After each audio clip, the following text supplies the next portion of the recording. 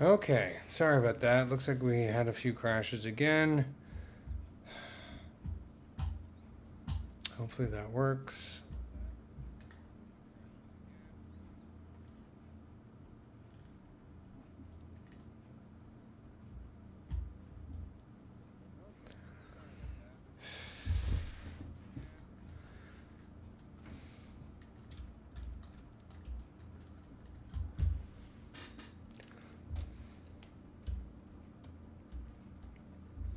So sorry about that. I had to restart the stream because it crashed.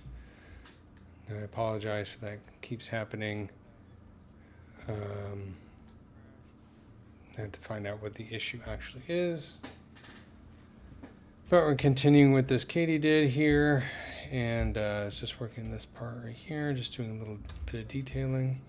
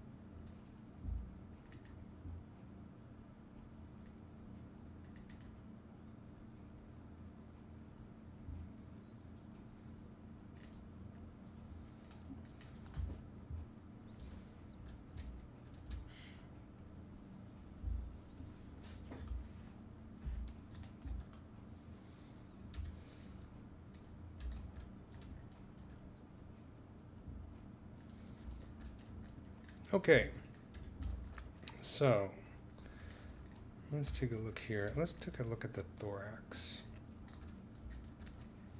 And we're definitely in a Dynamesh situation right here, so I'm going to Control W to create a polygroup. And I'm going to draw a mask here in this leg socket. Let's turn off line here so it's easy to see.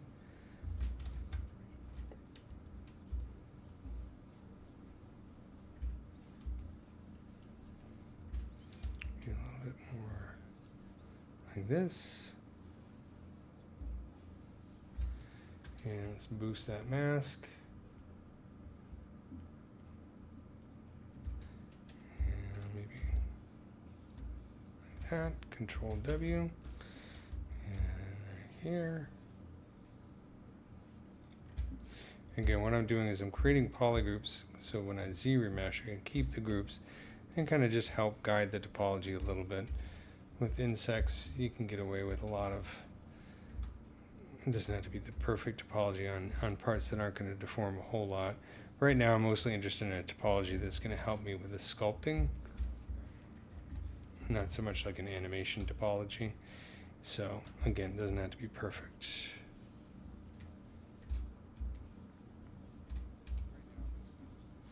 And the nice thing about digital sculpting is, kind of to reverse the way things used to work.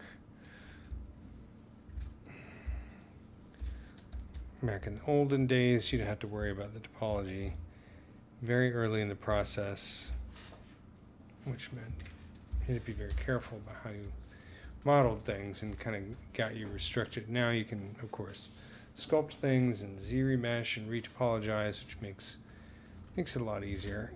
You don't have to worry about the technical stuff right away. You can leave that for later. I can always create as many topologies for this as I want to after I finish sculpting it and just project those details onto the new topology. And then, if I'm rigging it for animation or whatever, I can change it as needed. So a lot more flexibility. Pretty sure that the whole entire art of topology will eventually be completely taken over by AI. So there's that.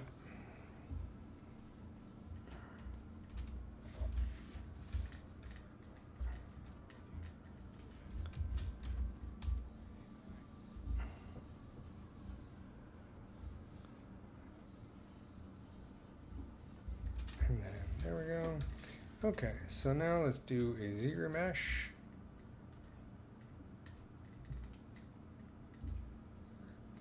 Again, similar settings. I'm going to control click on here so I can store that history state, and then go under geometry, ZBrush, keep groups.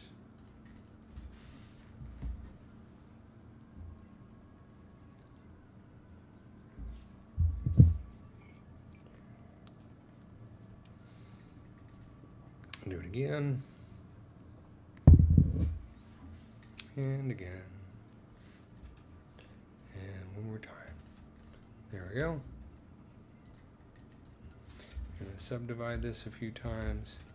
I might not even project the old details on here. I might just keep it like this. So it's nice and simple. And then let's take a look at the thorax here. The thorax for these guys. Thorax for all insects is always difficult, especially because this one has so many colors on it, and it's almost always, you know, blurred out because of depth of field blurring. It's a hard part of the insect to get a good image of. But this isn't too bad right here. This is a bit on the wrinkly side.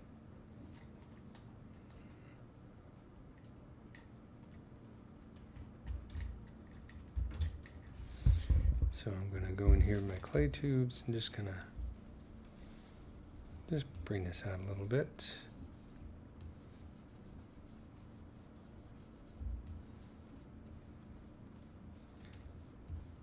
They're very cool shapes though. If you're an alien creature sculptor, this should be very inspiring to you, these kinds of swooping details like this. It has a flow to it that's really kind of amazing.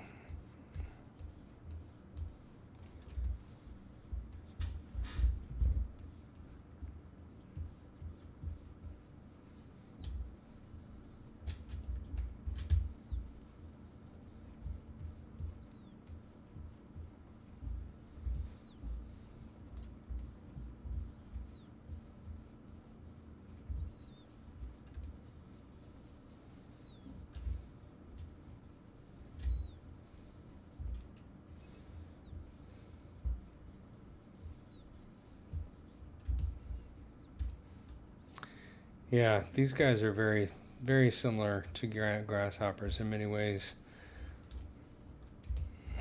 Just like crickets and grasshoppers, katydids also sing, make songs. I don't know if all of them are audible to humans or not, but they're in that category. I like katydids because they're so colorful and they just have so much character to their faces. But yeah, grasshoppers are really cool too. I like the little pygmy grasshoppers. They're super adorable. I mean, they practically look like they're Pixar characters or something.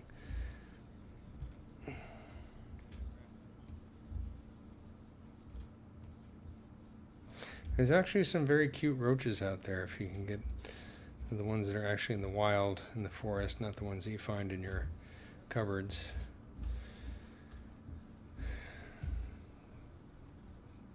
Some of some roaches have faces that look like they're straight out of anime.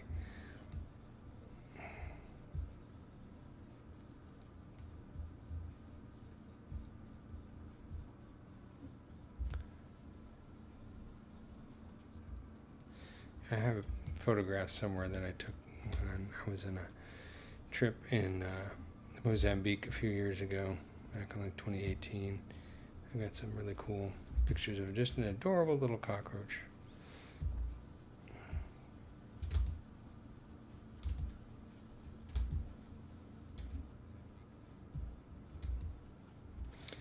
I think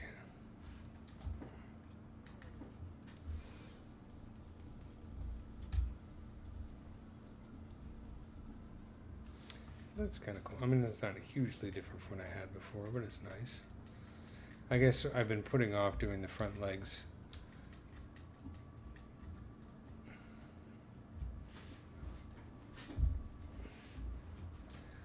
So I've got about 15 minutes left, so let me take a look at the thorax here.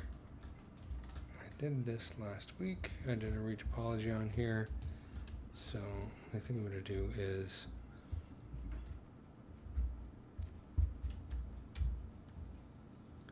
paint a mask right here. And then use the move brush. Just kind of drag this over a little bit more.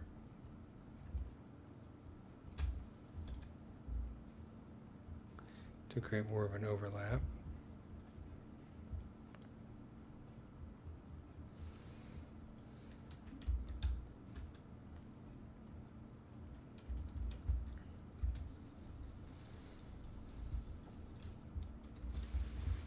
And then get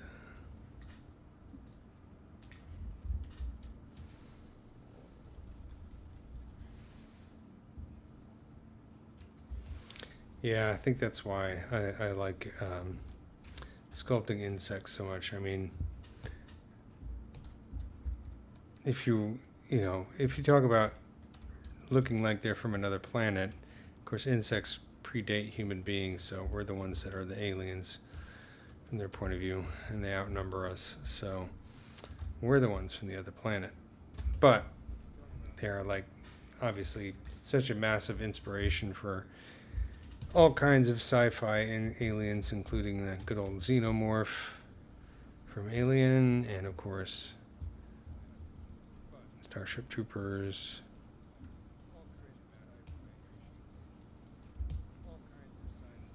Great example. That's a movie I gotta watch again. That's a movie that's worth a few watches. It's such an awesome film.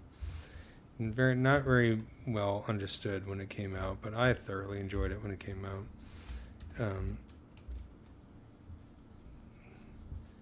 It's more about political commentary than just straight up sci-fi. I think a lot of people are disappointed because they wanted a straight up sci-fi film,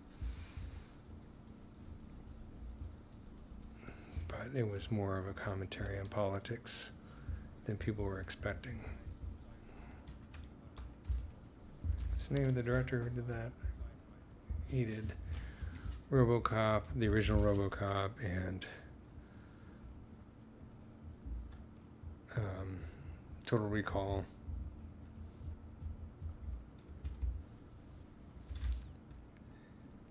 Yeah, what was the other ones that he made? I think he did Showgirls as well. One of my favorite directors, and I'm blanking on his name. I guess that's what the internet's for, right?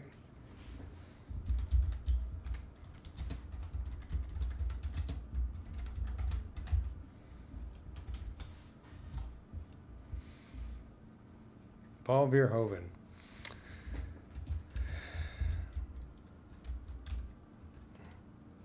But that one was like, that one, the effects, I think, still hold up. I mean, because they go well. I mean, the spaceships and stuff are like super, super clean, a little bit too clean. But I think that's kind of sort of going in the style of the film. It's the same way that the characters were all kind of too good looking and too perfect looking. And it's basically a propaganda film, or a takeoff of a propaganda film.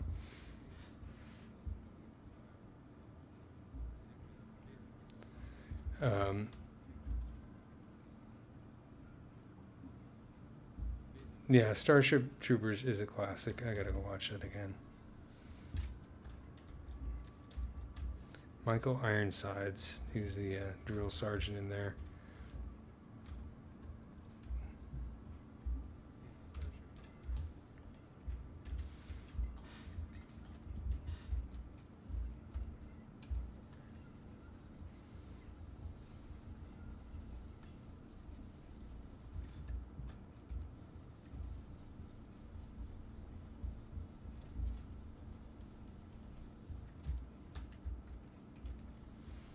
Hello, hi, how's it going, Jose?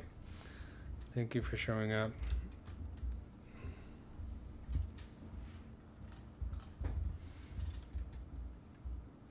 So I'm just going in here and kind of accentuating this overlap of the tergites here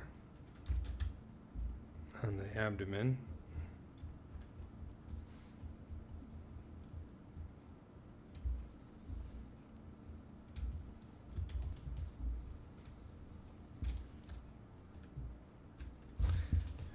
here with the, whoops,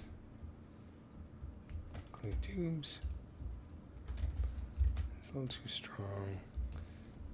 Ooh, still too strong.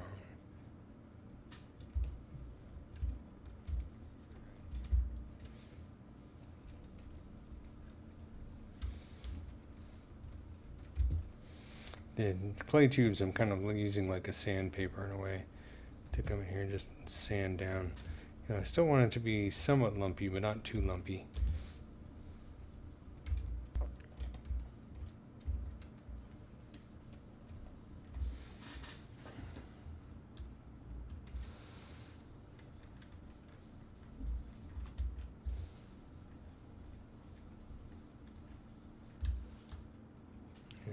As I pointed out last time, the wild thing about the tergite seem to blend in with the bottom of the abdomen as opposed to just overlapping hard pieces, which is kind of weird.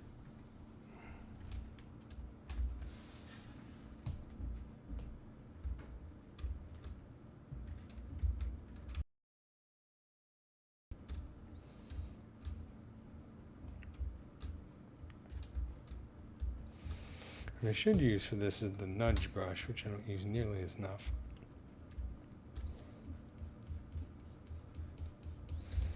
It's kind of like move, but it's more of a slide than a move.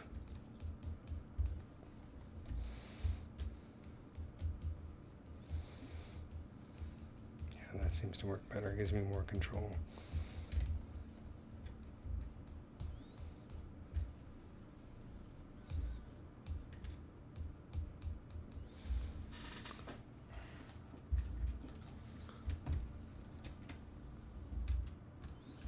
So you can see the difference here between this and this. So it's worth taking the time to doing it because it adds an extra level of visual interest, even though it gets a bit repetitive.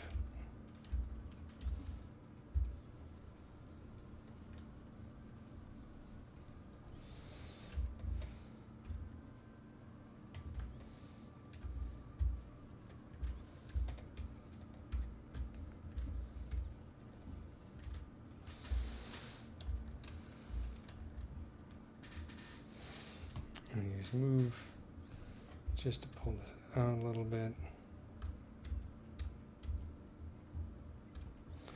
I'll switch over to nudge just to push it back.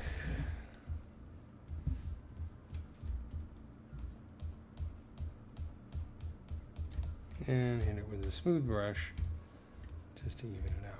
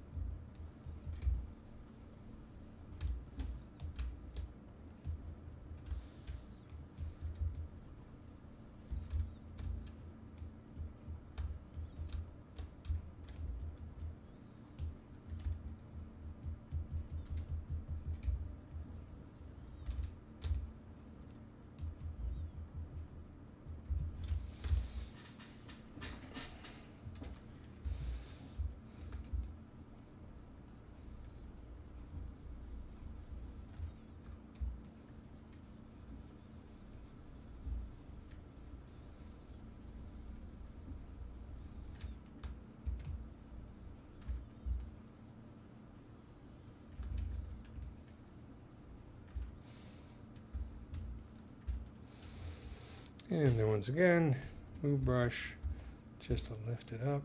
So I'm holding the Alt key while I'm using the move brush here. It kind of pulls it out a little bit. And then I'll use the nudge brush. Push it back over that mask. Do a little smoothing.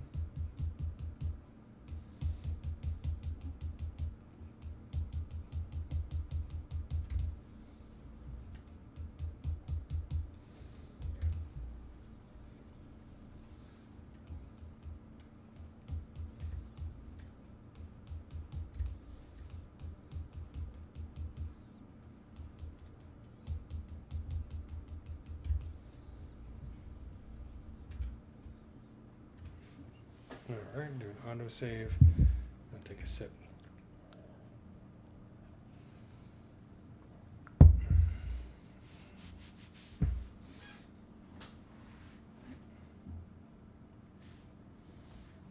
Apollo astronauts claimed that too. We came from far away, they said. Well, those guys are basically just taxi drivers. What do they know? The other person who said that we came from aliens is George Clinton. He had some very interesting things to say about it. He's a very famous philosopher. George Clinton. P-Funk All-Stars, also known as Star Child. He came to reclaim the pyramids. It's true.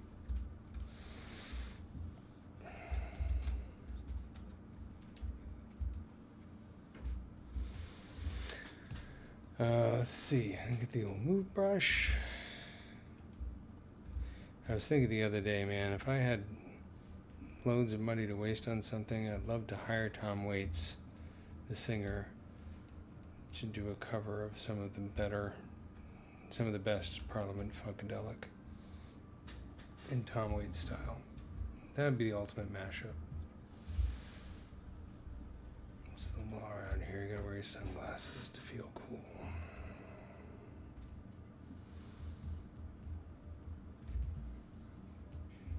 It could happen, who knows?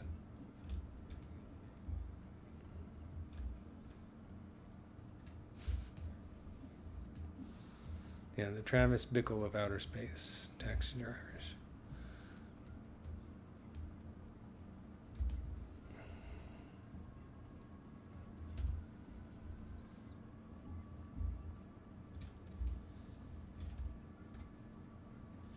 I'm going to hit this with little clay tubes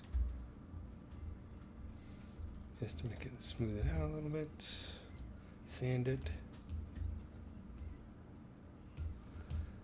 Clay tubes in a very light Z intensity.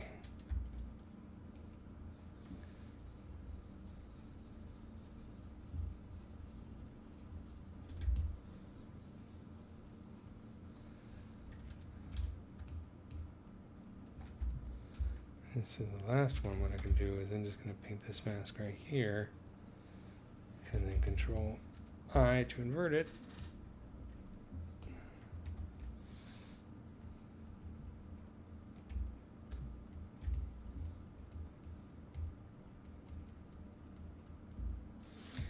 Get the nudge brush.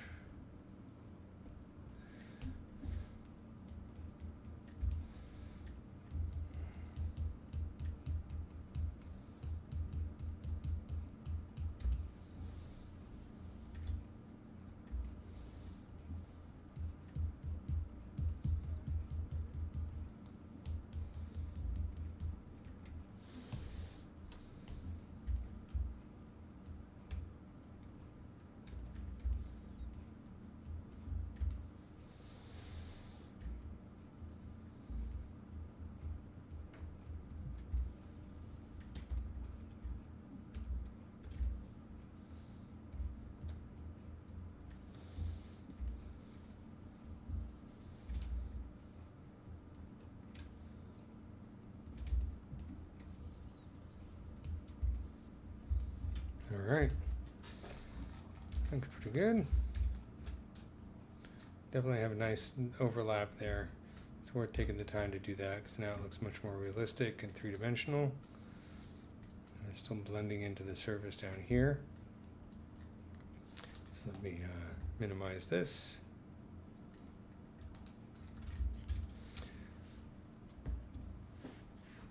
And so we worked on the face today, and I'm happy with where it's going.